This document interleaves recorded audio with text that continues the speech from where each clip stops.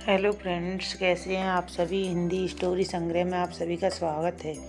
अमावस्या और पूर्णिमा, दो बहनों की कहानी। एक राज्य में एक राजा और एक रानी रहते थे, जिनकी 4 संतानें थीं, 2 लड़के और 2 लड़की। एक लड़की का नाम पूर्णिमा तथा दूसरी लड़की का नाम अमावस्या था। पूर्णिमा घर के कामों में निपुण थी और घर का पूरा काम करती थी और भगवान की पूजा अर्चना भी किया करती थी। इसके अतिरिक्त वह गौ माता की सेवा भी किया करती थी और उसकी दूसरी बहन अमावस्या ना ही घर का कोई काम करती थी और ना ही पूजा अर्चना करती और ना ही गौ माता की सेवा करती थी। पूर्णिमा सर्वगुण संपन्न थी, फिर भी राजा और रानी अपने दोनों बेटों तथा पुत्री अमावस्या को ही प्यार किया करते थे। वह पूर्णिमा से प्यार नहीं करते थे, उसके साथ भेदभाव करते थे। राजा के चारों पुत्र और पुत्री धीरे धीरे बड़े हो रहे थे। जब वे बड़े हो गए, राजा ने अपने दोनों पुत्रों का विवाह योग्य कन्याओं के साथ करा दिया। इसके बाद रानी ने राजा से कहा कि अब दोनों पुत्री विवाह के योग्य हो गई हैं और इन दोनों का विवाह भी करा दो, लेकिन पुत्री अमावस्या का विवाह किसी बड़े खानदान में कराना और पूर्णिमा का विवाह किसी गरीब परिवार में कराना, क्योंकि पूर्णिमा को केवल भगवान की पूजा पाठ करना ही पसंद है और गाय की सेवा करना पसंद है। अब रानी ने राजा को दोनों पुत्रियों का रिश्ता तय करने के लिए भेज दिया। राजा ने अपने पड़ोसी राज्य में जाकर वहां के राजा के पुत्र से अमावस्या का रिश्ता तय कर दिया और वहीं पास के गांव में जाकर एक गरीब परिवार के लड़के से पुत्री पूर्णिमा का रिश्ता भी तय करा दिया। यह सारी बात जाकर राजा ने अपनी रानी से बताया तो रानी यह सोचने लगी कि अब देखते हैं कि भगवान इसकी मदद कैसे करते हैं। यह बहुत ही पूजा पाठ करती है और भगवान में मगन रहती है। पूर्णिमा का भाई और उसकी भाभी पूर्णिमा से बहुत प्यार करते हैं, क्योंकि पूर्णिमा उनके घर के कामों में उनका साथ देती है और कामों में उनका हाथ बटाती है और यही उनकी दूसरी बहन अमावस्या उन पर अपना रौब जमाती है और घर का कोई कार्य नहीं करती। कुछ समय बीत जाने के बाद दोनों पुत्रियों का विवाह हो जाता है। राजा और रानी विवाह के बाद दोनों पुत्रियों को विदाई देते हैं। विदाई देते समय राजा और रानी पुत्री अमावस्या को बहुत सारा धन और दौलत देकर विदा करते हैं और पूर्णिमा को भी कुछ नहीं देते, खाली हाथ अपने घर से विदा करते हैं। इसके बाद दोनों बहनें अपने अपने ससुराल को चली जाती हैं। कुछ दिन बीत जाते हैं और एक दिन अमावस्या अपने घर पर शिव जी की कथा रखती है, जिसमें वह सभी गाँव वालों को निमंत्रण देती है और अपनी बहन पूर्णिमा को नहीं बुलाती। जब गाँव की सभी औरतें अमावस्या के यहाँ जाती हैं तो यहाँ सब दृश्य पूर्णिमा अपने घर के दरवाजे के बाहर बैठकर देख रही होती है। तब वहाँ से गुजर रही औरतें पूर्णिमा से कहती हैं कि तुम्हारी बहन के यहाँ शिव जी की कथा रखी है, क्या तुम नहीं चलोगी। पूर्णिमा ने कहा, मुझे निमंत्रण नहीं आया है, मैं नहीं जा सकती। सभी गांव की औरतों ने पूर्णिमा से कहा, बुलाया नहीं तो क्या हुआ, भगवान शिव की कथा है, तुम हमारे साथ चलो। गांव की सभी औरतों की बात मानकर पूर्णिमा भी उनके साथ भगवान शिव की कथा में अमावस्या के घर चली जाती है। जब अमावस्या की नज़र पूर्णिमा पर पड़ती है तो वह कहती है कि तुम यहाँ कैसे चली आई, मैंने तो तुम्हें बुलाया ही नहीं। खैर कोई बात नहीं, अब तुम आई गई हो तो चुपचाप बैठी रहना। और यह कहते हुए अमावस्या पूर्णिमा की गरीबी का भी मजाक उड़ाया। पूर्णिमा की आंखों में आंसू आ गए और रोते रोते मन ही मन पूर्णिमा भगवान शिव से विनती करती है, हे भगवान, क्या पूजा पाठ करना गलत है, गौ माता की सेवा करना गलत है, आखिर मेरी गलती क्या है, आप मुझ पर अपनी कृपा दृष्टि कब बनाएंगे। पूर्णिमा बार बार भगवान शिव से यही कहती है। इतने में शिव कथा पूरी हो जाती है और अमावस्या भगवान का प्रसाद बांटने लगती है। वह सभी लोगों को प्रसाद देती है, लेकिन पूर्णिमा को वह प्रसाद नहीं देती। पूर्णिमा बिना प्रसाद के ही अपने घर लौट जाती है। रास्ते में वह यह सोचते हुए चलती है कि यदि बच्चे उससे कथा का प्रसाद मांगेंगे तो वह उन्हें क्या जवाब देगी। उसने सोचा था कि वह अपने मायके अपने भाई और भौजाई के यहाँ जाएगी और वहाँ जाते हुए वह बच्चों के लिए कुछ लेकर आएगी। ऐसा सोचते हुए वह अपने घर वापस लौट आई। घर वापस लौट कर आने के बाद वह अपने पति और बच्चों से कहती है कि वह अपने मायके जा रही है। पति ने कहा ठीक है और कुछ समय के बाद पूर्णिमा अपने मायके के लिए रवाना हो गई। चलते चलते रास्ते में एक चबूतरा आया, जिस पर तुलसी का पौधा लगा हुआ था। उस चबूतरे पर एक बूढ़ी अम्मा बैठी हुई थी। वह कोई और नहीं, साक्षात तुलसी माँ थी। उस बूढ़ी माता ने पूर्णिमा से कहा, बिटिया तुम कौन हो और कहाँ जा रही हो। पूर्णिमा अपना परिचय देती है। परिचय देने के बाद बूढ़ी औरत ने पूर्णिमा से कहा कि यह तुलसी का पौधा सूख रहा है, इसमें थोड़ा सा पानी डाल दो, इस चबूतरे की साफ सफाई कर दो, जिससे मुझे थोड़ी ठंडक मिलेगी। पूर्णिमा ने कहा कि ठीक है माँ, मैं तुलसी में पानी डाल देती हूँ और यहाँ की साफ़ सफाई भी कर देती हूँ। पूर्णिमा ने साफ़ सफाई करने के बाद बूढ़ी अम्मा को भी नहला दिया और बूढ़ी अम्मा की भी सेवा की, उनके पैर दबाए और बूढ़ी अम्मा से कहा कि माँ जी और बताइए मैं आपकी क्या सेवा करूँ, कोई और काम हो तो बता दीजिए, मैं कर दूँगी। बूढ़ी अम्मा ने कहा, कुछ नहीं, अब तुम जाओ और वापस आते समय मुझसे मिलते हुए जाना। पूर्णिमा ने बूढ़ी अम्मा से कहा, ठीक है माँ जी, मैं जाती हूँ, वापस आते वक्त आपसे मिलते हुए जाऊँगी। कुछ समय आगे चलने के बाद एक शिव मंदिर आया। वहाँ पर उसे एक बूढ़े बाबा मिले जो मंदिर के बाहर बैठे हुए थे। वह कोई और नहीं, साक्षात भोलेनाथ थे। उन्होंने पूर्णिमा से कहा कि कहाँ जा रही हो बेटी, तुम कौन हो। तब पूर्णिमा ने अपना परिचय दिया। फिर उस बूढ़े बाबा ने पूर्णिमा से कहा, इस चबूतरे की और इस मंदिर की सफाई कर दो। तब पूर्णिमा ने मंदिर की और चबूतरे की साफ सफाई कर दी और वह पूजा पाठ अर्चना की। और साफ सफाई पूजा अर्चना करने के बाद उन्होंने बूढ़े बाबा को भी नहला दिया और उनसे कहा कि बाबा और कोई काम हो तो बताइए। तब बूढ़े बाबा ने कहा कि नहीं बेटी, अब तुम जाओ और वापस आते वक्त मुझसे मिलते हुए जाना। पूर्णिमा ने कहा, ठीक है बाबा, मैं जाती हूँ, वापस आते हुए आपसे मिलते हुए जाऊंगी। आगे चलते चलते कुछ दूर चलने के बाद पूर्णिमा को एक काली जी का मंदिर दिखा। वह भी एक बूढ़ी अम्मा चबूतरे पर बैठी हुई थी। उस बूढ़ी औरत ने भी पूर्णिमा से कहा कि बेटी तुम कौन हो, कहाँ जा रही हो। तब पूर्णिमा ने उस बूढ़ी औरत को भी अपना परिचय दिया। बूढ़ी औरत ने पूर्णिमा से कहा कि यहाँ पर सभी पूजा पाठ करने के लिए आते हैं, लेकिन मंदिर की साफ सफाई करने के लिए कोई नहीं आता, इसलिए तुम मंदिर की और चबूतरे की साफ सफाई कर दो। पूर्णिमा ने कहा, ठीक है माता जी। और पूर्णिमा मंदिर की और चबूतरे की साफ सफाई कर देती है, पूजा पाठ भी करती है और माता जी का श्रृंगार कर देती है। उस बूढ़ी अम्मा को भी नहला देती है और बूढ़ी अम्मा के पैर दबाती है और कहती है कि सभी काम हो गया है माँ जी, और कोई काम हो तो बताइए। बूढ़ी अम्मा कहती है कि नहीं बेटी, अब तुम जाओ, लेकिन वापस आते वक्त मुझसे मिलते हुए जाना। पूर्णिमा कहती है ठीक है, और वह आगे चली जाती है। आगे चलते चलते एक नदी आती है। वहाँ पर भी एक बूढ़ी अम्मा बैठी रहती है और वहाँ वह कहती है कि बेटी तुम कौन हो और कहाँ से आई हो। उसे भी पूर्णिमा अपना परिचय देती है और बूढ़ी औरत पूर्णिमा से कहती है कि नदी पर स्नान करने तो यहाँ पर सब आते हैं, लेकिन यहाँ की साफ़ सफाई कोई नहीं करता, इसलिए तुम इस किनारे पर साफ़ सफाई कर दो। पूर्णिमा कहती है ठीक है माँ जी, वहाँ की साफ़ सफाई कर देती है और उस बूढ़ी अम्मा के पैर दबा देती है और कहती है कि माँ जी और कोई काम हो तो बताइए। बूढ़ी औरत कहती है कि कुछ नहीं बेटी, तुम जाओ, लेकिन वापस आते वक्त मुझसे मिलते हुए जाना। वह नाव में बैठकर नदी के दूसरे किनारे पहुंच जाती है और वहां अपने मायके के घर पहुंच जाती है। वहां पर पूर्णिमा के भाई और भाभी उसे देखकर बहुत खुश हो जाते हैं और वे पूर्णिमा की बहुत खातिरदारी करते हैं, उससे बहुत सारी बातें करते हैं और कहते हैं कि बच्चों को भी साथ में लेकर आती तो बहुत अच्छा होता।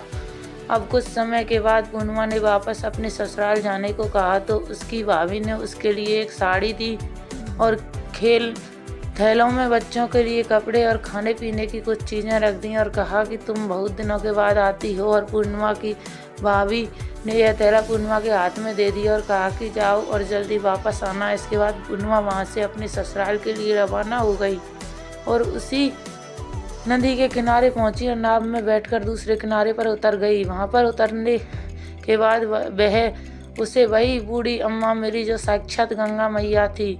उस बूढ़ी अम्मा ने पूर्णिमा को एक थैला दिया और कहा कि इसे तुम अपने घर जाकर ही खोलना। पूर्णिमा के पास बहुत थैले हो गए थे। उन्हें लेकर पूर्णिमा वहाँ से रवाना हुई। आगे कुछ दूर चलने पर काली माँ का मंदिर आया। वहाँ पर काली माँ बूढ़ी माँ के रूप में विराजमान थी। उसने कहा, आ गई बेटी पूर्णिमा। पूर्णिमा ने कहा, हाँ माँ जी, मैं आ गई। तो काली माँ ने उसे एक थैला दिया और कहा, तुम यह थैला अपने घर जाकर खोलना। अब पूर्णिमा के पास 3 थैले हो गए थे। तीनों थैले लेकर पूर्णिमा आगे बढ़ी। कुछ दूर जाने पर शिवजी का मंदिर आया, जहाँ बूढ़े बाबा के रूप में शिवजी स्वयं विराजमान थे। बूढ़े बाबा ने कहा, पूर्णिमा तुम वापस आ गई। पूर्णिमा ने कहा, हाँ बाबा, मैं वापस आ गई। बूढ़े बाबा ने भी पूर्णिमा को एक थैला दिया और कहा कि यह थैला तुम घर जाकर ही खोलना। पूर्णिमा ने कहा ठीक है बाबा। अब पूर्णिमा के पास 4 थैले हो गए थे। अब पूर्णिमा 4 थैले को अब कैसे ले जाती। उसने एक पुरानी साड़ी निकाली और उन सभी थैलों को एक गड्ढा बना लिया और सर पर रखकर वहां से रवाना हो गई। कुछ दूर जाने के बाद उसे तुलसी माँ बूढ़ी औरत के रूप में मिलती है और कहती है कि पूर्णिमा तुम आ गई। कहती है हाँ माँ जी मैं आ गई। बूढ़ी औरत भी उसे एक थैला देती है और कहती है कि यह थैला तू अपने घर जाकर ही खोलना। पूर्णिमा कहती है कि ठीक है माँ जी। अब पूर्णिमा के पास 5 थैले हो गए थे।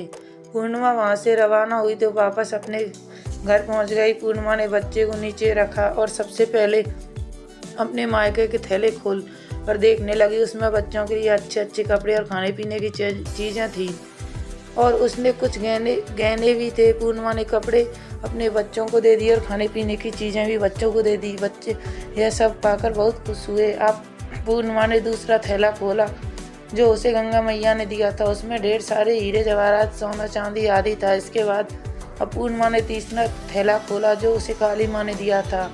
उसमें बहुत सारा सोना श्रृंगार का सामान भरा हुआ था। इसके बाद पूर्णिमा ने चौथा थैला खोला जो उसे भगवान शिव ने दिया हुआ था।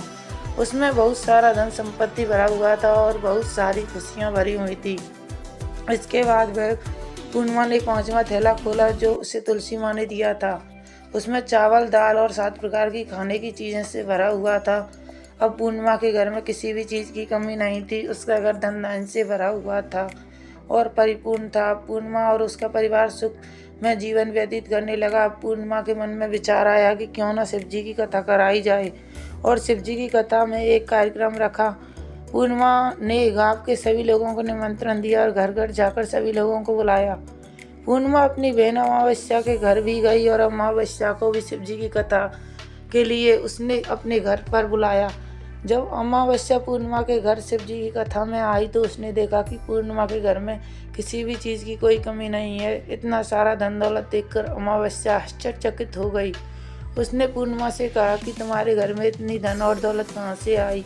पूर्णिमा ने कहा देखो बहन तुमने शिव जी की कथा में मुझे नहीं बुलाया था फिर भी मैं चली आई और तुमने मुझे प्रसाद तक नहीं दिया और मेरी गरीबी का मजाक भी उड़ाया। उसके बाद मैं अपने घर आ गई और घर आते हुए मन ही मन में सोच रही थी कि अपने मायके जाऊंगी और मैं अपने मायके चली गई। जो कुछ घटना इस बीच में हुई वह सभी घटना अपनी बहन अमावस्या को बताती है। तो अमावस्या कहती है कि तुम भी मुझे प्रसाद मत दो और मुझे डांट लो। लेकिन पूर्णिमा ने कहा कि यह तो भगवान का प्रसाद है, मैं तो सबको दूंगी और तुम्हें भी दूंगी। फिर भी अमावस्या ने प्रसाद नहीं लिया और वह सीधे अपने घर चली गई। घर जाकर अपने बच्चों से कहकर वहाँ अपने मायके जाने के लिए तैयार हो गई। मायके के लिए निकल गई। उसे भी रास्ते में चलते चलते तुलसी माँ मिली जो चबूतरे पर बूढ़ी माँ के रूप में बैठी हुई थी। बूढ़ी माँ ने अमावस्या से कहा कि बेटी तुम कौन हो और कहाँ जा रही हो।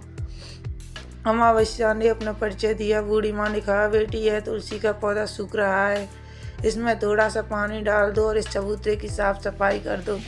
इस पर अमावस्या ने कहा बुढ़िया तुझे दिखाई नहीं दे रहा कि मैंने इतनी महंगी साड़ी पहन रखी है, यह गंदी हो जाएगी।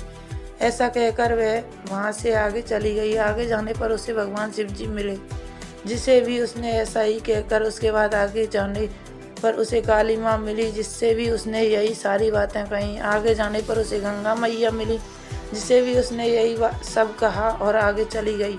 इसके बाद अमावस्या जब नाव में बैठने लगी तो उसे नाव में फूलों की जगह कांटे भरे थे जो उसके पैरों में चुभ रहे थे। किनारे पर उतरकर वहाँ अपने मायके चली गई। जब वह उसे अपनी भाभियों ने तथा भाइयों ने देखा तो मन ही मन कहने लगे कि काम की ना काज की 2.5 मन अनाज की अब आ गई है तो ठीक है। पूर्णिमा तो हमारे कामों में हाथ बटाती है, यह कोई काम करेगी तो नहीं। अब उन्होंने खाना बनाया और खा पी कर सभी सो गए। अमावस्या जब सुबह उठी और अपनी भाभियों से कहा कि मैं अपने ससुराल जा रही हूँ। उन्होंने कहा कि ठीक है जाओ। अमावस्या बोली पूर्णिमा को तो तुमने एक थैला दिया था और मुझे कुछ नहीं दोगे क्या। भाई और भाभी ने कहा कि तुम घर जाओ, थैले तुम्हारे घर पहुँच जाएगा।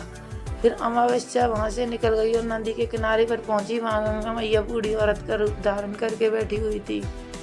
बूढ़ी माँ ने कहा आ गई बेटी, तो उसने कहा हाँ मैं आ गई। अमावस्या ने कहा तुमने पूर्णिमा को एक थैला दिया था और मुझे नहीं दोगी क्या? बूढ़ी अम्मा ने कहा तुम घर जाओ, थैले तुम्हारे घर पर ही पहुंच जाएगा। इसके बाद आगे जाने पर उसे काली मैया मिली, जिसने भी अमावस्या को यही कहा। इसके बाद आगे जाने पर उसे शिव भगवान मिले, उन्होंने भी अमावस्या से यही कहा। इसके बाद आगे जाने पर उसे तुलसी माँ मिली और उसने भी अमावस्या से यही कहा तुम घर जाओ, थैले तुम्हारे घर पहुंच जाएगा। अमावस्या अपने घर पहुंच गई। आंगन में देखा तो वहाँ पर 5 थैले पड़े हुए थे। अमावस्या ने मन ही मन सोचा कि अब तो मेरे पास बहुत सारा धन और दौलत आ जाएगी। जल्दी जल्दी उसमें सभी थैले को खोला। किसी में मिट्टी थी तो किसी ने पत्थर कंकर और किसी में कोयला। उसे मायके से भी कुछ नहीं मिला था। इन थैले में कुछ भी नहीं था। अमावस्या दौड़ती हुई पूर्णिमा के घर गई और कहती है कि तुम्हें तो इतना सब कुछ मिला, मुझे तो कुछ नहीं मिला, आखिर क्यों? तो पूर्णिमा कहती है कि जब मैं अपने मायके जाती हूँ तो अपनी भाभियों के साथ उनके कामों में हाथ बटाती हूँ, उनके साथ मिलकर काम करती हूँ, लेकिन तुम ऐसा कुछ नहीं करती, उनकी इज्जत भी नहीं करती, इसलिए वे तुम्हें भला क्या देंगे। इसके बाद तुमने गंगा मैया को ठुकरा दिया और काली माँ को भी ठुकरा दिया और भगवान शिव जी को भी तुमने ठुकरा दिया, इसलिए उन्होंने भी तुम्हें कुछ नहीं दिया। अमावस्या कहती है कि बहन तुम मुझे माफ़ कर दो, मैंने तुम पर हमेशा अत्याचार किया है, मुझे कुछ नहीं मिला तो कोई बात नहीं, मैं भी भगवान की भक्ति करूँगी और सब कुछ प्राप्त कर लूँगी, मुझे इन सब चीज़ों का रहस्य बताओ। तो पूर्णिमा ने कहा कि तुम 3 सूत्र का ज्ञान ले लो और उसकी कथा करना। पहले सूत्र में दया मांगना और दूसरे सूत्र में कथा मांगना और तीसरे सूत्र में 108 बार ओम नमः शिवाय का जाप करना। बहन भगवान ने यह सूत्र दिए हैं, इनको अपने हृदय में बसा लेना। मैंने भी यह 3 सूत्र अपने जीवन में अपनाए थे और सच्चे मन से भगवान की भक्ति पूजा पाठ की थी। फिर भगवान ने मुझे यह सब कुछ दिया। तुम्हारे पास जो कुछ भी था वह भी सब खत्म हो गया। इसके बाद अमावस्या अपने घर गई और भगवान की पूजा पाठ करने लगी। भगवान शिव से उसने माफ़ी मांगी और गौ माता की सेवा भी की और दूसरों की मदद भी करने लगी। तो फ्रेंड्स, कहानी अच्छी लगी हो तो कहानी को लाइक करें, शेयर करें और सब्सक्राइब करना ना भूलें, जिससे मेरी अगली वीडियो का नोटिफिकेशन आपको मिलता रहे। Thank you.